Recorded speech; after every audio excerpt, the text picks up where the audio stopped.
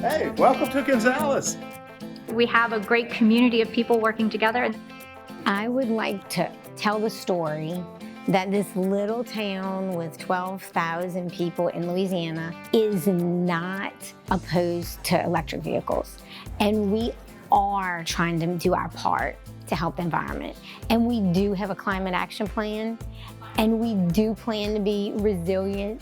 We do have to deal with natural disasters. We are feeling climate change, and all of us in the world are in it together. And I love the idea of our kids being able to breathe clean air and enjoy an environment that is cleaner and better. My whole family's from here, so it is important to me, for my family, to know that we're doing this sort of work. By the same token, as a mayor, I'm doing it for all the people of Gonzales. Recently, we just received a call from the Tesla folks. I mean, I never dreamed we'd get that call, but we did, and they're gonna be putting in a station very, very soon. So what does that do? Of course, it brings in visitors to Gonzales. Gonzales is in southern Louisiana, situated right between Baton Rouge and New Orleans, and Interstate 10 runs right through the middle. So we are positioned wonderfully for electric vehicle charging.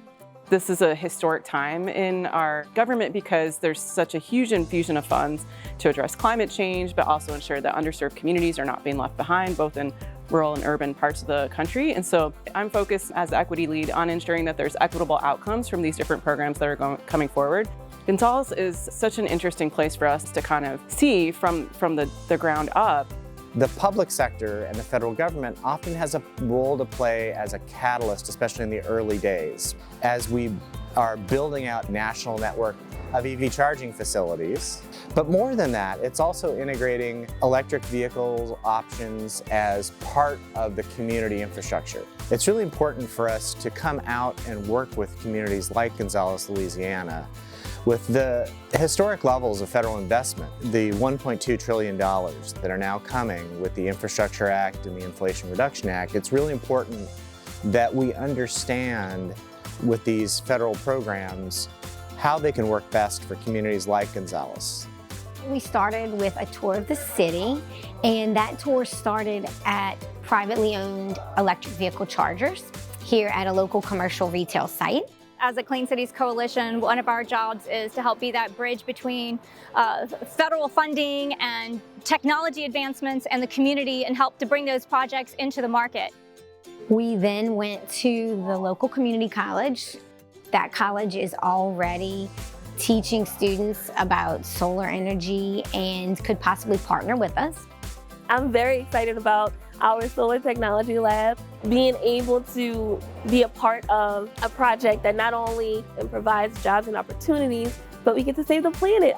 After the tour, we had a listening session, and the listening session was wonderful because we reached out to an area of the city that is most in need of transportation assistance in all levels. So we're here at the Gonzales Fire Department, and they're hosting the meeting that we're having with the local stakeholders, the city of Gonzales and their partners. This is a great example of the way we approach these community-based collaborations. People of color, low-income areas, underserved communities, we are left out. We're not included in these conversations. So being in this circle, I can raise awareness. And if we don't care about ourselves, honestly, no one else will.